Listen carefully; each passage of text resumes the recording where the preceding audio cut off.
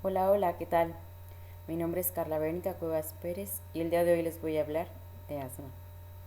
Como introducción, el asma constituye un grave problema de salud mundial ya que afecta a millones de personas en todo el mundo, añadiendo que los costos de los tratamientos van en aumento y esto es una carga creciente para los pacientes y la comunidad.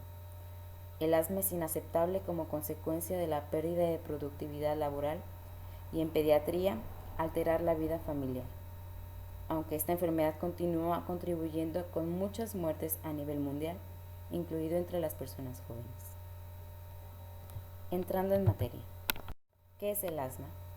Bueno, el asma es una enfermedad crónica, frecuente y potencialmente grave de las vías respiratorias que se asocia a una respuesta inmunológica exagerada a nivel bronquial, en la cual existe una obstrucción variable del paso al aire. Como base fisiopatogénica está caracterizada por inflamación epitelial persistente y obstrucción bronquial intermitente que predomina en bronquios de calibre medio. La obstrucción se caracteriza por 1. Contracción del músculo liso, broncoespasmo. 2. Hipersecreción de moco con formación de tapones. Y 3. Edema y engrosamiento de la pared. Bueno, como epidemiología, se calcula que el asma afecta a más de 300 millones de personas en todo el mundo. No tiene predilección por algún sexo en específico. Puede aparecer a cualquier edad, pero se diagnostica antes de los 7 años en el 75% de los casos. El asma ocupacional, el asma sensible a la aspirina o enfermedad respiratoria exacerbada por la aspirina y el asma eosinofílica son síndromes distintos que generalmente comienzan en la edad adulta.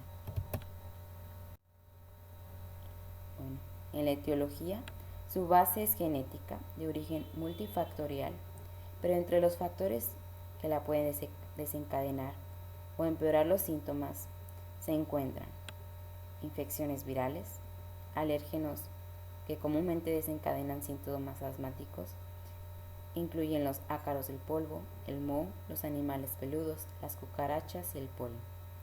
Asimismo el ejercicio, aire frío, el estrés, humo de cigarrillos, vapores fuertes, cambios climáticos, sustancias químicas en el aire o polvos, fármacos como betabloqueadores y en algunos pacientes la aspirina y en otros los AINES.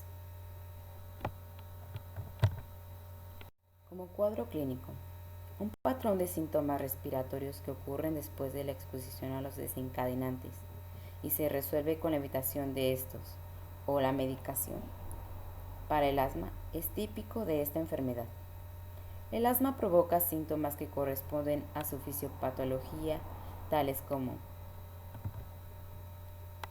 sibilancias o silbidos agudos generalmente al exhalar, tos, a menudo peor de noche, puede ser seca o productiva de esputo mucoide claro o amarillo pálido, decolorado por la presencia de eosinófilos, falta de aliento o disnea intermitente, opresión en el pecho, sensación de peso en el pecho, que algo lo oprime. Bueno, entre los hallazgos físicos que sugieren una obstrucción grave del flujo de aire en el asma incluyen taquipnea, taquicardia, fase expiratoria prolongada de la respiración, el uso de los músculos accesorios de la respiración, por ejemplo, esternocleidomastoideo, durante la inspiración y un pulso paradójico, que es una caída mayor de 12 milímetros de mercurio en la presión arterial sistólica durante la inspiración. Generalmente se encuentra solo durante ataques asmáticos severos. Bueno, como nota, la presencia o ausencia de sibilancias en el examen físico es un mal predictor de la gravedad de la obstrucción del flujo de aire en el asma. Bueno, como diagnóstico, a veces los pacientes tienen antecedentes personales o familiares de atopia, por ejemplo, un historial familiar frecuente de asma y alergias, o un historial personal de enfermedades atópicas, por ejemplo, dermatitis atópica, rinitis alérgica estacional y conjuntivitis. Estos favorecen el diagnóstico de asma en un paciente con síntomas respiratorios sugestivos. También cuentan con antecedentes de síntomas asmáticos en la infancia, por ejemplo, el recuerdo de síntomas infantiles de tos crónica, tos nocturna en ausencia de infecciones respiratorias,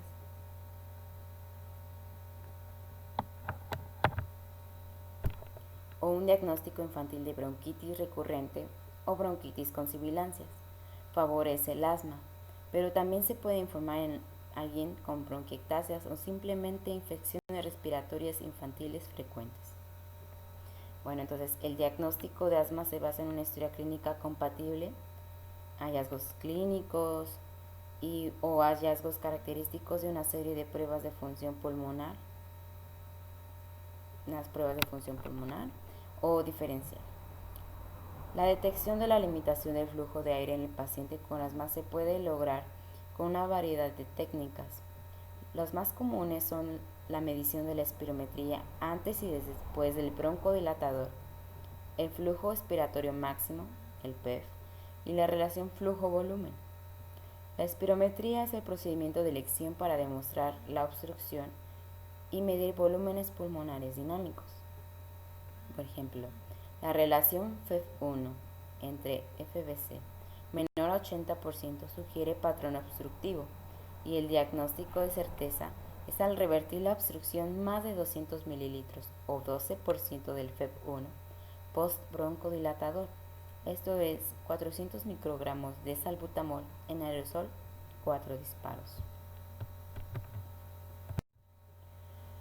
Bueno, como tratamiento, los objetivos principales del tratamiento del asma son optimizar el control de los síntomas y reducir el riesgo de exacerbaciones, al tiempo que se minimizan los efectos adversos de los medicamentos. Los 4 componentes esenciales del manejo del asma son la educación del paciente, el control de los desencadenantes del asma, el monitoreo de los cambios en los síntomas o la función pulmonar y la terapia farmacológica.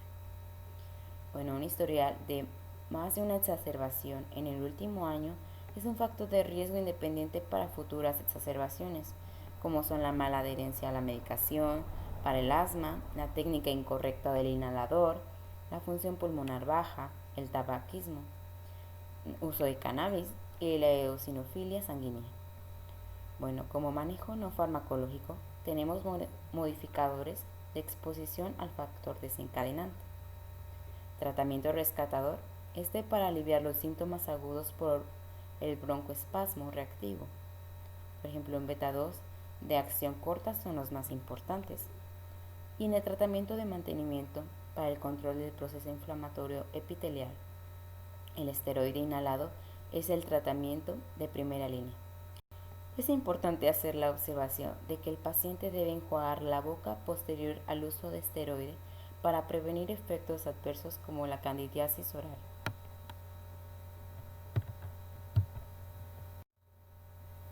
Bueno, en el tratamiento del asma, el esteroide sistémico se usa solo como tratamiento de crisis o como coadyuvante de formas graves y por periodos cortos. Los antileucotrienos, como el montelukast y el zafirlukast, es un tratamiento de segunda línea. Es un tratamiento alternativo para pacientes con asma leve persistente, broncoespasmo inducido por el ejercicio o alérgicos como la aspirina. El sileuton se reserva para casos graves. Los beta 2 agonistas dilatan el músculo bronquial. Encontramos de acción corta, los cuales tienen efecto de 4 a 6 horas, por ejemplo el salbutamol, albuterol, terbutalina, de acción prolongada o el efecto de 12 a 24 horas, como el salmeterol, formoterol, indacaterol. Los anticolinérgicos son de uso complementario, como el bromuro de ipratropio, es de corta duración usado en crisis asmáticas, efecto de 4 a 6 horas, o el tiotropio, que este también se usa para el EPOC ya que tiene una acción prolongada. Los anticuerpos monoclonales anti-IgE, como el omalizumab, favorece disminución de exacerbaciones para pacientes con asma alérgica. Bueno, pero tenemos que hacer, como les decía, debemos de hacer un tratamiento según la evaluación inicial. El informe del Programa Nacional de Educación y Prevención del Asma y la Iniciativa Global para el Asma, las 10 GINA, basan la terapia inicial en la evaluación de la gravedad del asma. El seguimiento de los tratamientos debe realizarse con una frecuencia de cada 1 a 6 meses dependiendo de la gravedad del asma. En esta tabla se exponen el tipo del asma con las terapias recomendadas. Por ejemplo, las 10 GINA nos marcan como paso 1 o el asma intermitente en pacientes que tienen síntomas de asma poco frecuentes, por ejemplo, menos de 2 veces a la semana. La terapia sería corticosteroides de bajas dosis con una agonista beta de larga duración, inicio rápido, por ejemplo, la combinación de budesonida y formoterol,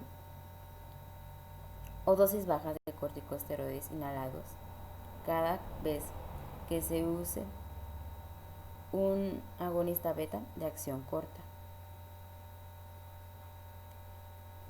Como paso 2, en el asma persistente leve, que son síntomas de asma o necesidad de inhalador de alivio más de 2 veces a la semana, como terapia podrían ser los corticosteroides inhalados dosis bajas diarias, con un agonista beta de acción corta, según sea necesario, así como alguna otra combinación que aquí se comenta. El paso 3, o el asma persistente moderado, son síntomas problemáticos de asma la mayoría de los días, despertares nocturnos debido al asma más de una vez al mes, y que existan factores de riesgo de exacerbaciones. Como terapia podríamos encontrar dosis bajas de corticosteroides, así como agonistas beta de acción prolongada y terapia de alivio, budesonida, formoterol. También una combinación diaria de dosis bajas de corticosteroides inhalados con una agonista beta de acción prolongada o con una agonista beta de acción corta, según sea necesario. También corticosteroides de dosis media diaria con un agonista de corta duración, y bueno, esto según sea necesario. Para el asma persistente grave encontramos del paso 4 al 5. Ese es un asma severamente no controlada con más o igual de 3 de los siguientes síntomas. Por ejemplo, síntomas de asma durante el día más de 2 veces a la semana, despertares nocturnos debido al asma, que sea necesario un calmante para los síntomas de más de 2 veces a la semana, o limitación de actividades debido al asma, o una exacerbación aguda. En estos podríamos, como tratamiento, una agonista beta de acción corta, según sea necesario, más el paso 4 y el paso 5. Como paso 4, podrían ser dosis diarias medias de corticosteroides inhalados, más agonista beta de acción prolongada, o dosis diarias altas de corticosteroides inhalados. También puede necesitar un ciclo corto de glucocorticoides orales, posible complemento de tiotropio. Y en el paso 5 encontramos como tratamiento dosis diarias altas de corticosteroides inhalados, más una agonista beta de acción prolongada. Debemos evaluar la posible terapia adicional con tiotropio o el Sileutón o los anti-IgE. Puede necesitar además un ciclo de corto, de glucocorticoides orales.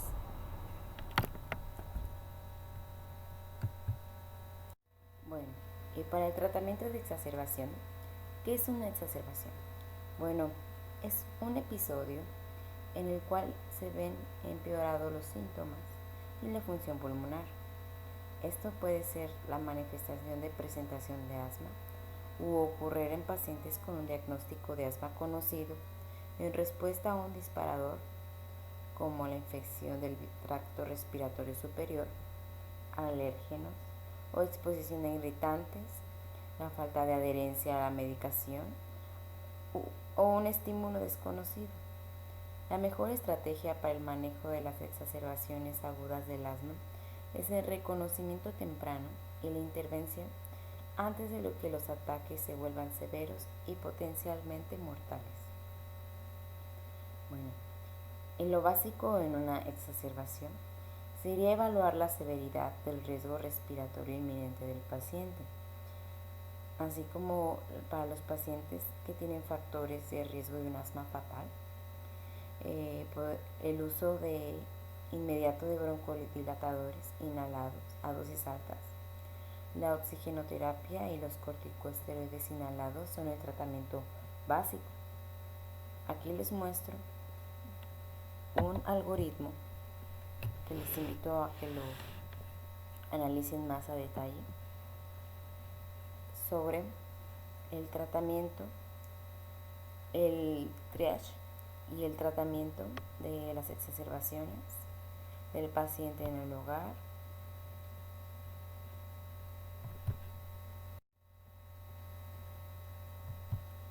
Bueno, ¿qué del asma en tiempos de COVID? El asma no parece ser un factor de riesgo importante para adquirir la enfermedad por coronavirus 2019 o COVID-19 producido por el virus SARS-CoV-2, aunque el asma mal controlada puede conducir a un curso de enfermedad más complicado para las personas con COVID-19. Bueno, les agradezco su atención, espero que no haya quedado alguna duda y todo haya estado muy claro. Hasta luego.